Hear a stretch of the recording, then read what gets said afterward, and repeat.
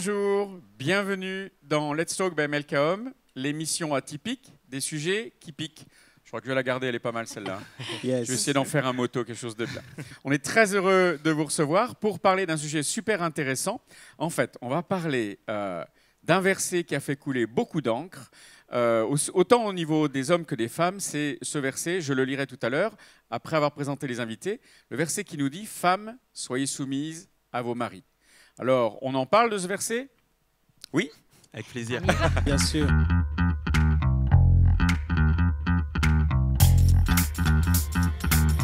Je vous laisse vous présenter. Ah bah donc tu m'as invité, Ben oui. moi ta femme, Mais oui, c'est pour ma parler femme. de ce sujet-là. Est-ce qu'il y a un message derrière? Eh ben, peut-être, en on fait. va Je suis pas découvrir sûr, ça peut-être. ensemble. Donc Rachel. Alors nous, on est les témoins. Monsieur et madame vont parler de ce sujet. Alors, Patrick Siala, je serai là pour compter les points de ce qui va bien se passer.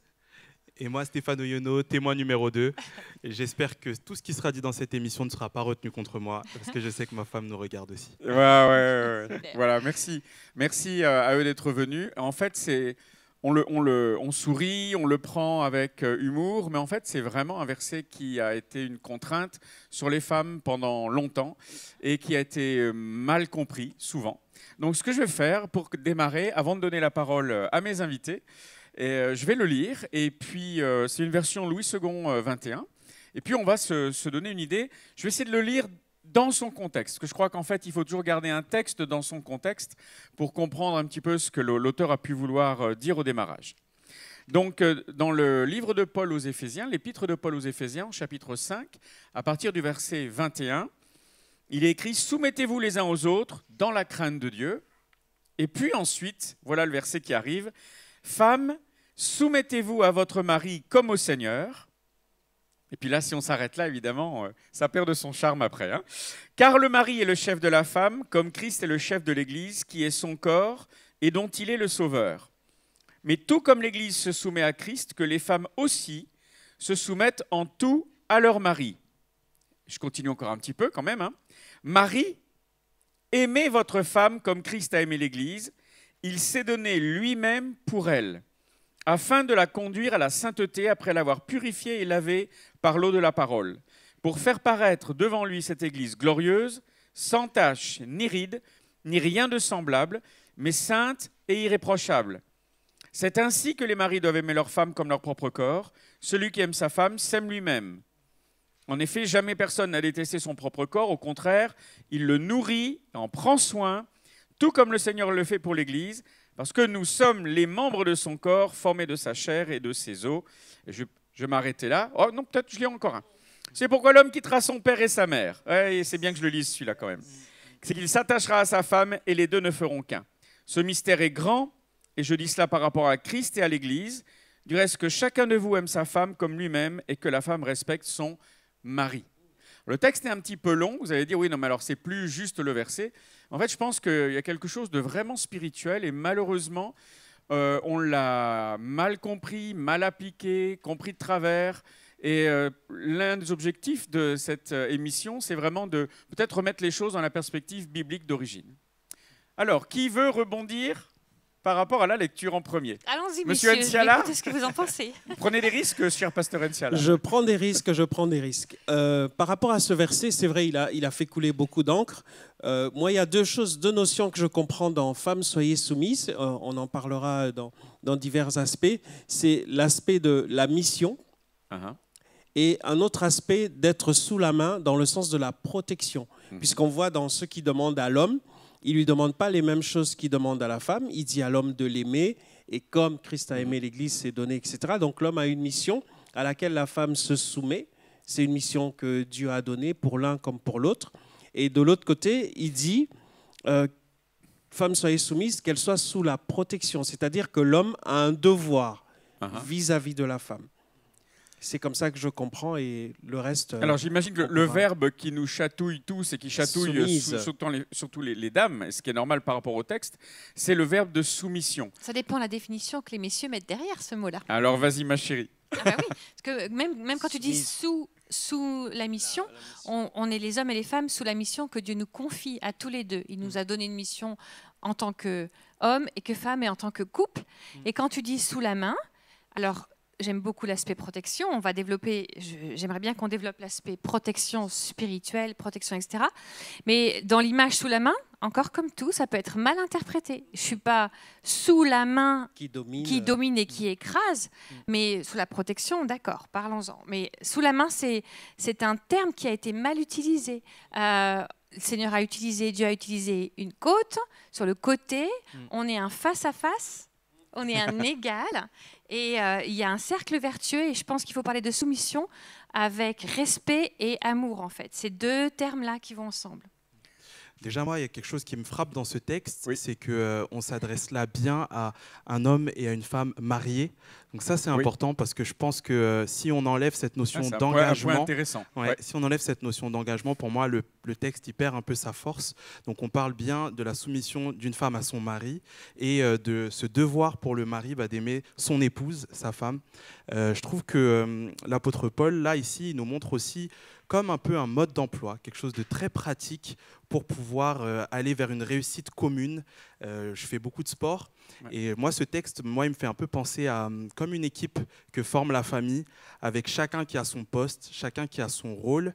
Et lorsque chacun prend son rôle, prend sa place en fait, et ça amène au bonheur de la famille et du couple. Très bien, parce qu'il y a une soumission réciproque aussi. Très bien. J'aime beaucoup l'idée d'équipe. Alors, ce que je trouve, et pour rebondir, Stéphane, sur ce que tu viens de dire, en fait, ce qui est intéressant, c'est que ce dont on nous parle ici, c'est du mariage, tu as raison, d'un homme marié et de sa femme mariée avec lui, et aussi de l'Église. Ce qui est intéressant, c'est que Dieu lui-même, dans ce texte, enfin, au travers de Paul, bien sûr, mais on croit que le texte est inspiré par Dieu à l'apôtre Paul qui l'a rédigé.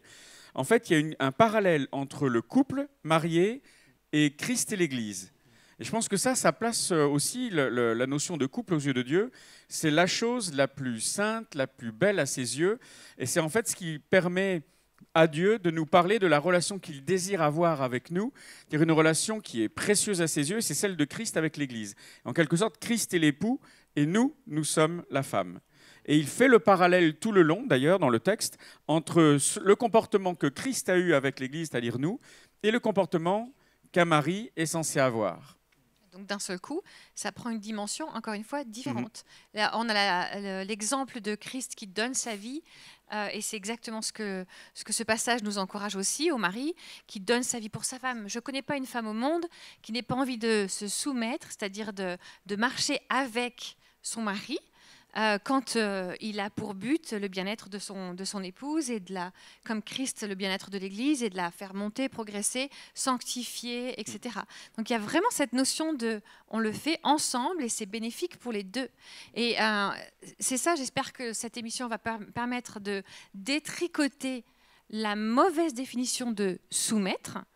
Soumettre, je t'écrase, c'est moi qui décide, tu es inférieur, et on se met tous les deux ensemble dans cette belle dynamique que Christ démontre pour lui et l'Église, entre le mari et la femme. Et peut-être que d'un seul coup, les hommes vont se rendre compte que les femmes sont prêtes à les respecter et les aimer aussi, ces maris. Stéphane, ouais. Mais je pense même que la femme, ça fait partie d'un de ses besoins profonds. De se soumettre. Oui, Stéphane. Je vais m'expliquer pourquoi.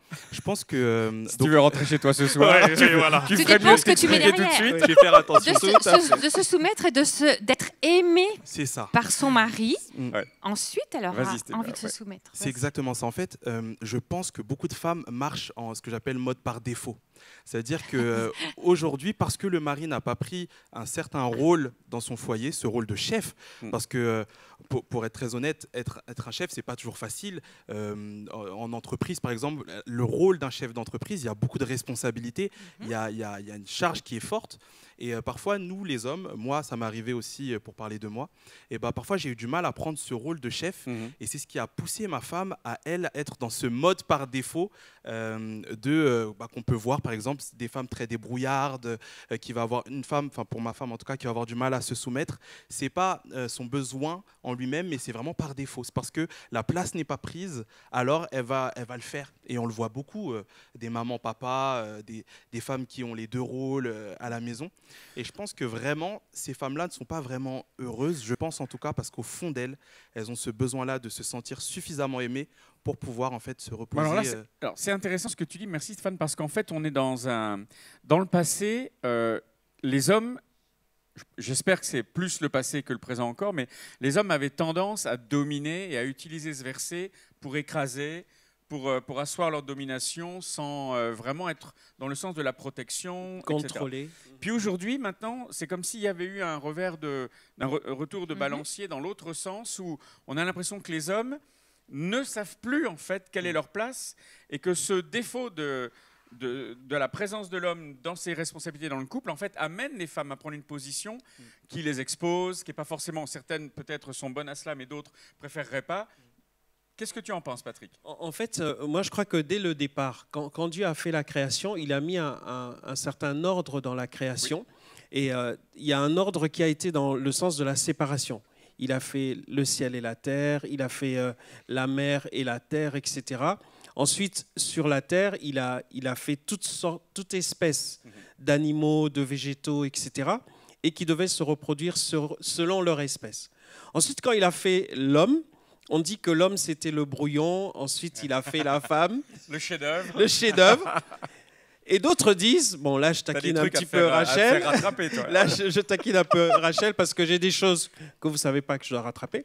Il y en a qui disent aussi, il a tellement travaillé pour faire la femme qu'après il a dû se reposer.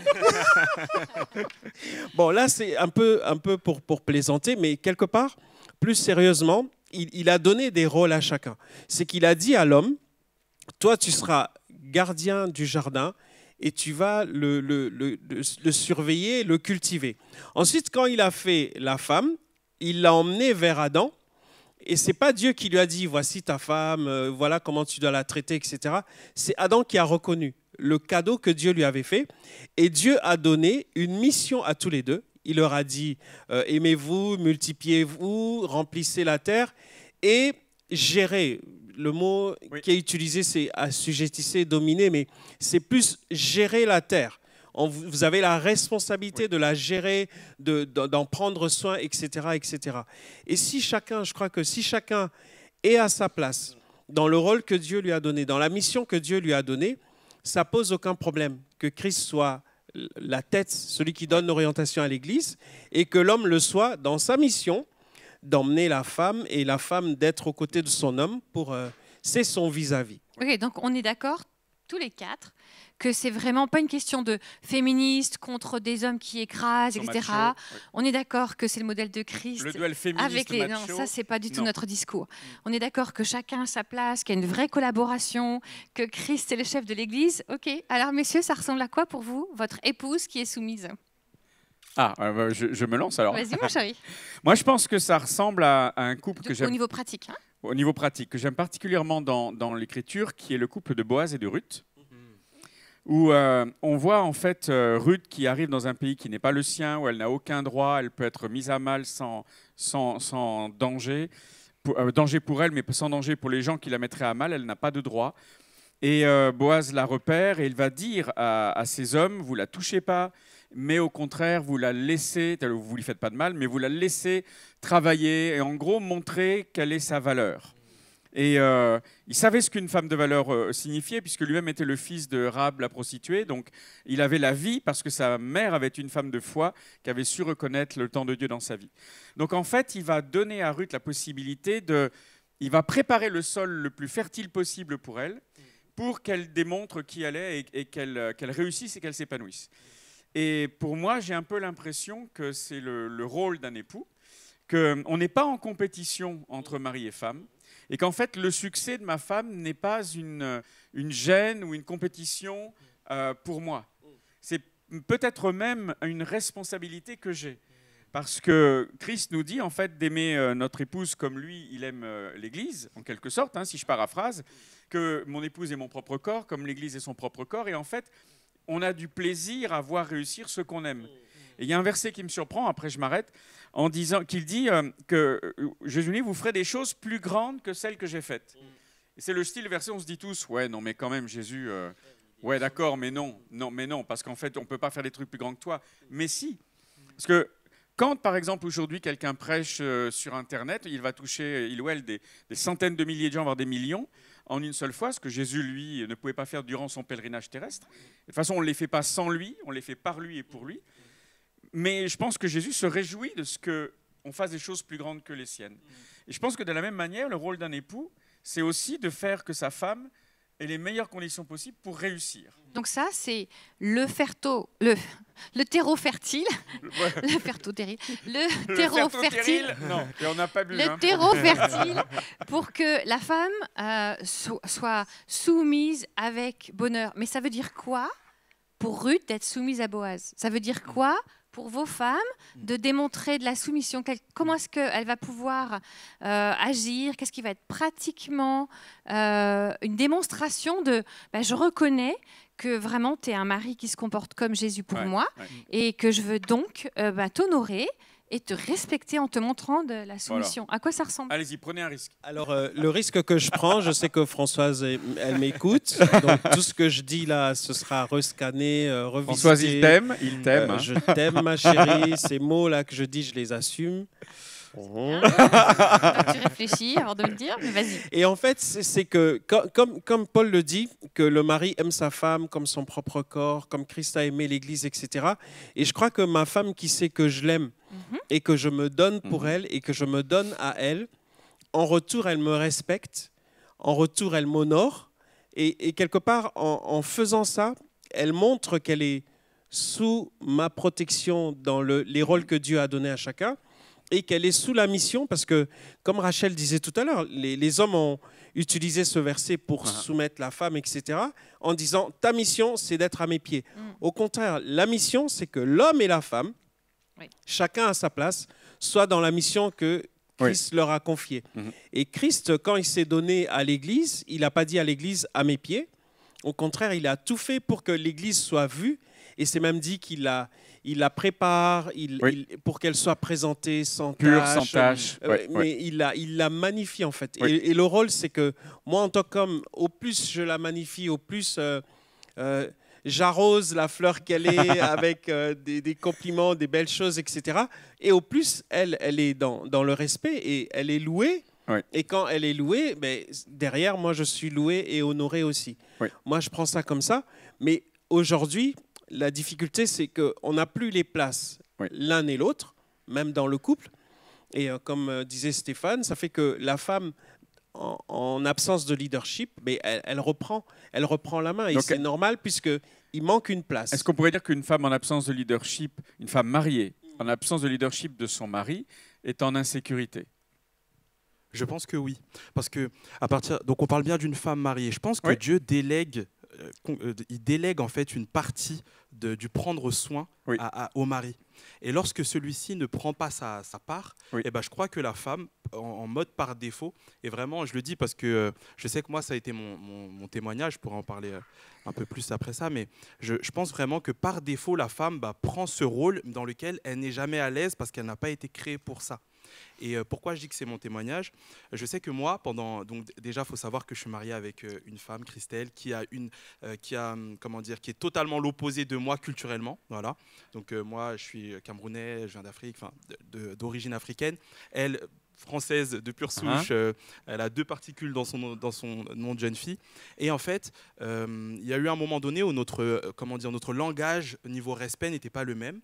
Et j'ai vraiment demandé à Dieu, mais Père, comment faire pour que ma femme me respecte plus? Et en fait, Dieu m'a dit, tu dois l'aimer plus en fait, parce que tu ne dois pas chercher à ce qu'elle te respecte plus, tu dois chercher à plus l'aimer. Parce que si toi, tu l'aimes donc avec son langage, parce qu'il y a plusieurs manières de se sentir aimé, plusieurs manières d'aimer, si toi, tu l'aimes comme elle en a besoin, alors en fait, c'est une conséquence. Le respect est la conséquence de l'amour, et l'amour est la conséquence du respect, et inversement. Et d'ailleurs, la Bible dit mari, aimez vos femmes, et femmes, respectez vos maris. Voilà, c'est réciproque. Et en fait ça va être... Oui, parce que nous, on a besoin d'apprendre à respecter et les hommes ont besoin d'apprendre à aimer. Mais vous avez dit des choses importantes. En fait, demandez à votre femme comment est-ce qu'elle se sent aimée, comment est-ce qu'elle se sent protégée. Les gars, on va faire une pause, messieurs. Écoutez bien. Demandez à votre femme. Vous avez le droit de ne pas savoir. Vous avez le droit de dire, je ne sais pas comment on fait ça. Et chérie, de quoi est-ce que tu as besoin de moi, là, tout de suite? Comment je peux faire pour te démontrer de l'amour? De quoi tu as besoin? Puis observez, regardez les choses qui fonctionnent, les choses qu'elle fait pour vous, etc., qu'elle fait pour vous, et puis qu'elle elle est frustrée, fâchée quand vous ne les faites pas pour elle. Et ça peut être des trucs tout simples. Tu dis, une femme, elle a pas envie de prendre la place. C'est pas tout à fait vrai. Si elle prend la place, elle dit, au moins j'assume et je sais ce que je fais. Et c'est dangereux, en fait, pour elle. Pas, parce qu'en fait, elle va pouvoir fonctionner sans vous, messieurs, la femme. Et c'est pas ce qu'elle veut au fond d'elle-même, mais s'il faut, elle va prendre la place. Mais on le sera-t-elle voit. vraiment épanouie? Ah, elle va le gérer, elle va se sentir en sécurité. Mais ça va pas être le plan de Dieu pour sa vie, Voilà. c'est ça. Et donc, ce qui est important, c'est que le mari, ce qu'Éric fait très bien, lui apprenne le langage. Yes. Apprenne le langage de toi. Tu as des dizaines d'années d'expérience aussi, mon chéri. Apprenne le langage de sa femme. Qu'est-ce que je peux faire pour que tu te sentes aimé, protégé, et de quel espace tu as besoin pour grandir. Et je vous garantis, messieurs, qu'il n'y aura aucun problème de soumission et de respect. Définissez bien ce que ça veut dire aussi. Qu'est-ce que vous attendez d'elle? Tu vois, c'est important ce que tu as dit, Stéphane. Tu voulais que ta femme te respecte. Ok, ça veut dire quoi? Tu n'es pas obligé de me dire, maintenant je suis sûre qu'elle sait. Mais elle a eu besoin à un moment donné que tu lui dises, ça veut dire quoi? Et même si ça veut dire, et même messieurs, si ça veut dire que quand vous rentrez du boulot, vous vous sentez respecté, quand votre femme, elle a servi le café, eh ben, ou je ne sais quoi, vous lui expliquez. Elle vous dira aussi, moi je me sens aimée quand tu m'aides avec les enfants, quand tu fais le lit, quand tu mets ton linge dans la panière, quand tu me prends dans les bras, quand tu me dis que je suis belle. Elle va vous dire aussi, et c'est vraiment, si vous n'avez aucune idée de ce dont je parle, lisez Les langages de l'amour, mais de Gary Chapman. Mais voilà, ça c'est pas une définition générale pour tout le monde. En fait, c'est très individuel pour chaque couple, avec cet équilibre de Christ et de l'Église. J'ai l'impression quand je vous écoute que, et c'est marrant parce que c'est un petit peu ce que le passage nous dit dans Éphésiens, c'est que c'est comme si j'entendais l'histoire d'Adam et Ève, quoi. Il faisait mention. Quand Ève est en train d'être tentée par le serpent, Adam est juste à côté d'elle. Et il dit rien. Il dit rien. Et il y a deux versets qui semblent opposés dans l'Écriture. Il y en a un qui dit le péché, la première personne à avoir péché, c'est Ève quand elle a consommé le fruit qui était défendu parce qu'il entraînait la connaissance du bien et du mal. Puis un autre verset qui dit le péché est entré dans la création par un homme, Adam. Et on se dit, mais alors il y a une contradiction dans la Bible. Mais en fait, le premier qui a péché, c'est celui qui était en responsabilité de protéger, qui ne l'a pas fait. Celui qui avait reçu les commandements, qui ne l'avait pas transmis. Celui qui avait nommé le serpent et qui s'était pas interposé, s'était pas mis devant sa femme pour la protéger. Et après, quand elle lui donne, il le prend. Mais quand Dieu vient pour ensuite savoir ce qui s'est passé, à qui est-ce qu'il parle en premier? À Adam d'abord. À Adam d'abord, et Adam a la réponse absolument extraordinaire. Il dit à Dieu, c'est la femme que tu m'as donnée. En fait, il ne prend pas de responsabilité. Et après, quand la malédiction leur tombe dessus, vous connaissez sans doute pour la plupart les textes, mais il y a une partie de la malédiction qui tombe sur Ève, qui dit en fait, tes désirs se porteront sur ton mari, mais c'est lui qui dominera sur toi. Mais la vraie traduction, c'est tu auras le désir de contrôler ton mari, c'est lui qui dominera sur toi. Et pourquoi Ève, elle avait besoin de contrôler Adam? Mais c'est normal. Pour être en sécurité, parce qu'il n'avait pas pris sa place. Mais du coup, depuis la création du monde, c'est, je pense, à chaque fois la même chose. C'est l'homme qui doit prendre sa place, et lorsqu'il ne la prend pas, il crée un mode par défaut de la femme qui va prendre ce rôle-là, et voilà, qui ne sera jamais épanoui, parce que ce n'est pas le rôle, c'est pas comme ça que Dieu avait pensé les choses, mais qui sera en sécurité. Alors, quand tu as parlé tout à l'heure du langage de madame, de la façon d'aimer madame qui va se sentir respectée, ça me fait penser à quelque chose, puisque quand Paul parle de ça dans les Éphésiens, il dit que l'homme doit aimer la femme comme son propre corps. Oui. Et il ne doit pas chercher à se faire du mal, il se fait du bien, donc il doit faire du bien à sa femme. Et ça va jusqu'à une sorte de mort. C'est-à-dire que je dois chercher son bien, même si ce n'est pas forcément celui auquel moi je pense. Et je voudrais donner un petit témoignage, ça va vous faire rigoler. Petite dédicace à Françoise. Moi, depuis enfant, Françoise, c'est ma femme. Depuis enfant, faire le lit, c'est un cauchemar, c'est un combat. Parce que pour moi, je ne comprends pas pourquoi on doit faire le lit quand on le quitte, si le soir, on revient et on le défait.